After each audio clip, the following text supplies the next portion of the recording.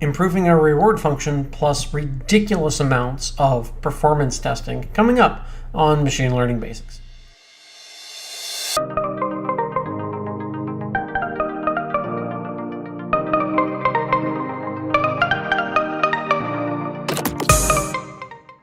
Hey everyone, Blake here. It's been a little while since we made a video, but I have been very busy, and basically I've been working on this scenario and trying to get it perform better and better. As we can see, it's doing pretty good. Again, this is based all on visual observations. Every now and then it'll still get caught in a local maxima, but generally speaking, it seems to solve the problem pretty well. And to do this, I did a couple of things. I did a huge amount of testing, and I'm going to go show you the families of tests that I ran. I'm not going to go into the details of each and every one. And then also how I did the testing, because there were certainly some things that I learned that were valuable, and also stuff to keep your eye open for. And then ultimately, the fix that I made to make this perform better wasn't actually in any of the hyperparameters and a lot of the things that I tested. It was in the reward function itself, and a very small change to the reward function made a big impact on the behavior of the system. So here is my tensor board, and as you can see, there are dozens of runs. Anytime I did a run, sometimes for some reason, ML agents, one run doesn't do as well as it should, right? It's probably just bad initial randomness or something. And so what happens is, if you have just one run and that one is what you call indicative of a group of settings, if you just happen to get a bad one or a really good one, then you're going to think that these settings really helped or would really hurt. But the truth of the matter is with one run, you can't really tell. From the testing that I've done, 3 seems to be pretty good.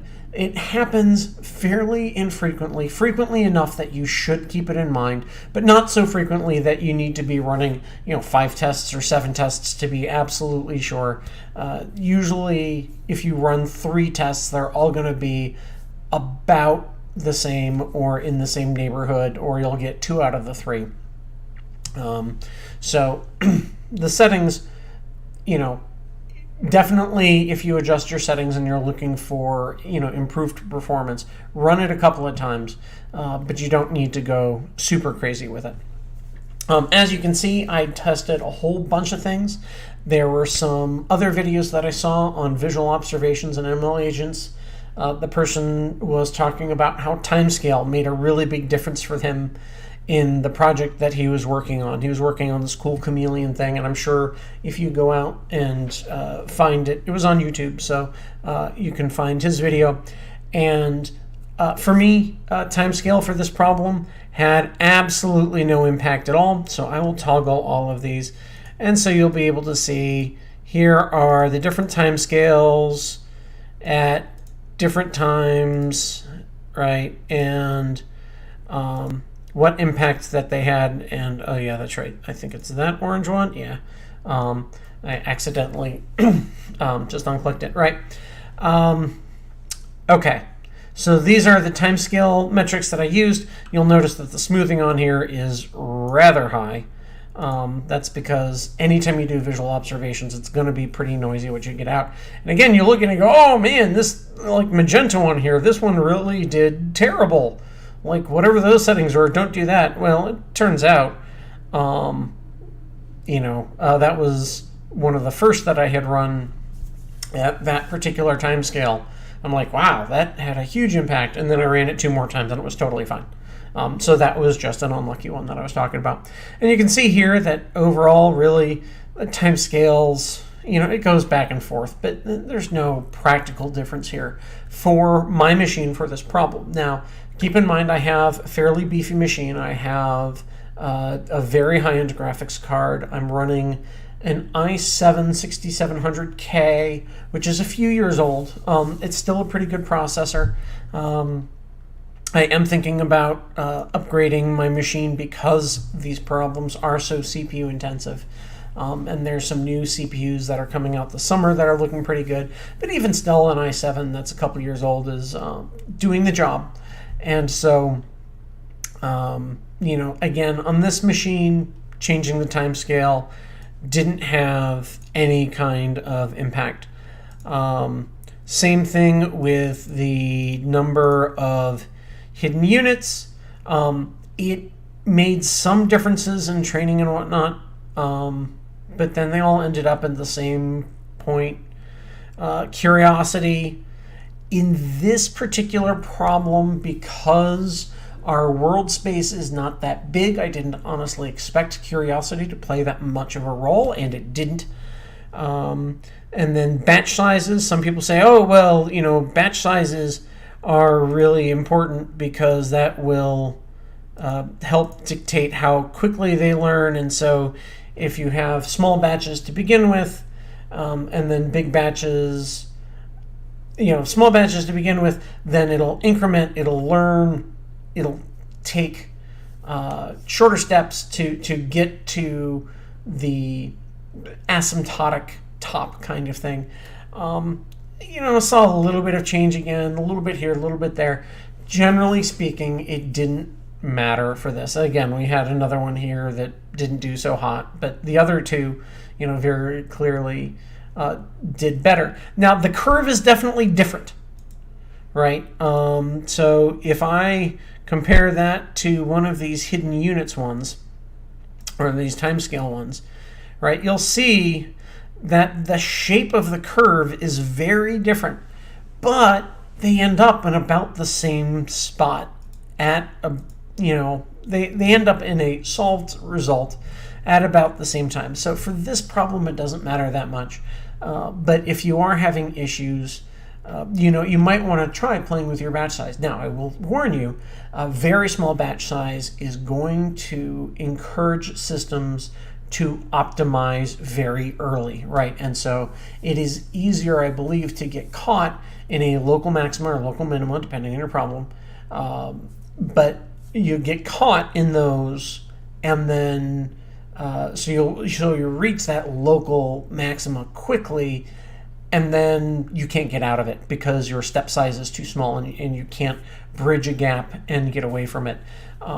So finding those happy mediums between how quickly you want to learn, but then if you learn too quickly, you kind of get stuck in a rut, or at least run the risk of it. Batch sizes, again, didn't make much of a difference for the end performance. All of the ones with medium batch sizes did a little bit better, but if you extrapolate it out, I think it's about the same. Then I also went into network topology, right? Single layer, multiple layers, so my baseline was with 2 hidden layers. This is with 1 and with 3 hidden layers. I dare you to look at the graph and be able to pick out which one's which. Doesn't really matter, again, for such a simple problem. 3 or more layers, I do believe actually took longer to train. They took a little bit longer to train, just a few minutes, 10-ish minutes or so. And it didn't make much of a difference in terms of performance. In fact, for the network performance, it didn't make any difference. Now, I will say that as your problems get more complex, having more hidden layers should help systems deal with that complexity. Although it is not, when you end up with those kinds of more complex problems, just throwing more hidden layers at it probably isn't going to solve the problem. You're going to have to work on engineering better ways of training your systems, because as the problems really get complex like that, making sure that it's exploring the available state space effectively is probably a bigger problem than most of the limitations you're going to have by number of hidden layers. That said, it is an easy test to run, and so if you think, man, maybe I just don't have enough neurons in my system to really learn it, like, you can run a quick test like this and do a comparison, right? This only goes out to 20,000 steps, right? So each of these is about an hour and a half long. And so you can just run a couple of tests really quick, adjust your number of layers, again, run at least 3, and then, see how they do, and then say, okay, that was, an evening of running these just to do the sanity check to make sure that I don't need more hidden layers. But generally speaking, for a lot of these problems, the default of 2 hidden layers seems to be pretty good. I also played around with rewards. I'll skip all that. It doesn't really help that much until I start actually changing. So changing the scale of the reward didn't matter at all. It was really until I got into the reward function itself, and I made a very minor adjustment, and you'll see it on GitHub. What I was doing before, early on, and you'll see it here in the changes in Git Kraken. The big change is I had been using that reward curve to reward how close are you to the marker, right? And that's what I was rewarding. How close are you to the marker? And so we want to get closer and closer and closer and closer and closer. And then, ideally it would get to the marker and it would win the game, right? And so that was what I was rewarding, is how close are you. Now, the change that I made is very subtle, but it's very important. The change that I made was, instead of rewarding how close are you to the marker, I started rewarding how much progress are you making towards the marker. Oh, and we got caught in a little local maxima right there. And that made a very big difference as I was working with the system, because in many ways, the game, by providing a random start point, it means that there is kind of an unfair metric. Oh, wow, we got stuck again. Up there, and there it goes. We need to be careful that just because this one started further away doesn't necessarily mean that its entire potential score is lower, right? So we still want to reward progress, and of course the biggest reward is if you make it to the target. And so because it has a longer distance to go, it actually has more potential for reward, as opposed to something that has a much shorter distance to go. But you can also look at your current time step, right, and adjust for that and say, hey, based on this speed, you got it done this quickly, and therefore, you give a boost to algorithms that do it quickly as well. But I did find what was interesting is, as I was evaluating and as I was changing it to evaluate progress as opposed to position, it did a lot better, because I was rewarding the thing that I really wanted to see, which was it moving toward the target. And it also did that very, very quickly, because the amount of progress is related to how much closer it got to the target. And I knew previously, when I had been working on this, I said, oh, well, my penalty for moving in the wrong direction was a flat number. And I knew it was wrong, right? But in this case, I was able to use progress, and I reward progress in the wrong direction at 1.5 times what progress, at negative 1.5 times of what progress forward is. And so then there's a very strong incentive that you continue to move forward. And what's also interesting about this is, because it used to be that based on location, it would learn to start taking itty-bitty tiny steps. It would want to get as close as it could without winning, and take the tiniest steps it possibly could, because it kept getting rewarded for its position as opposed to its progress. And so in this one, it is being rewarded for its progress. And so that distinction is part of why we're not hitting these local maxima as much. And it looks like it might be stuck in another one here. But overall, it has been doing much better than previously. Now, I haven't gone through and done a super long training run with this program to see, does it absolutely become perfect and superhuman. I'm sure it can absolutely get there.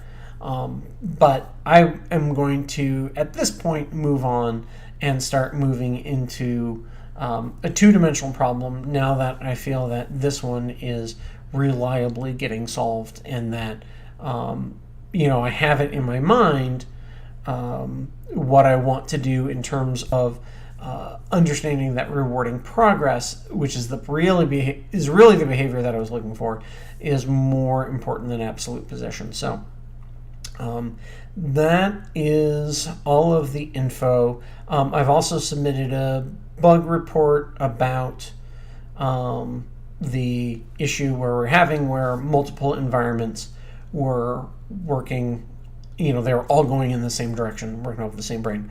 The last thing, and this is important, I came into this and I said, I'm going to do all these things and see if I can find the most efficient way to train my neural networks and find hyperparameters that really worked. And again, the biggest thing, reward.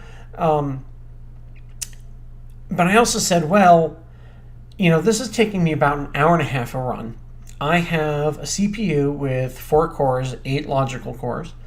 Why don't I see what benefits that I get from using this new feature that came with ML Agents 0.8, which is where you can run multiple environments at the same time.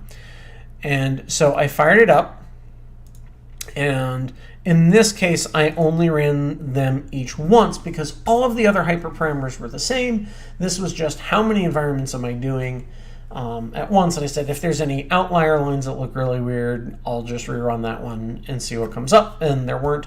And so you can see we have 3 processes, or 3 lines here. And so we have an environment, or we have an execution where there's 1 environment, 1 where there's 2, and 1 where there's 3. And again, even with this amount of smoothing, like here's the raw data, you tell me which one's which. They're so on top of each other. There's so much noise that, figuring out performance-wise which one's which is kind of a joke, right? It's all clearly within statistical noise. So I'm going to flatten them out, and so we can see that they're pretty much neck and neck. Now, I said, but I'm not doing this to see which trains better. I expect them all to train similarly, right? Because we're just doing the training in 3 environments simultaneously. How did it perform? And I was very surprised by the result. And I went into it thinking one thing, and about a quarter of the way through my testing, I'm like, I'm not sure this is working the way that I want. And then later in my testing, it was really obvious, like, this is not doing what I expect. So I'm going to leave them else where it is. But if you'll see the blue one, if you look at the relative time, the rightmost column on that display, you'll see that we go from an hour and 25 minutes when we're training on 1 environment to 2 hours and 23 minutes. So it's almost twice the amount of time when we're training on 2 environments, and then 3 hours and 10 minutes when we're training on 3 environments. So running more training environments on many CPUs is not going to yield you higher performance results. And here's why I think that's happening. Anytime that you do processing, it's going to depend on your CPU's capacity to handle multiple threads. One of the things that I noticed is a single environment of my game was running on, I believe it was 64 threads. Now, that's not to say all 64 of those threads are trying to run full throttle, right? Some of them may be sleeping most of the time. Some of them may be, switching on and off.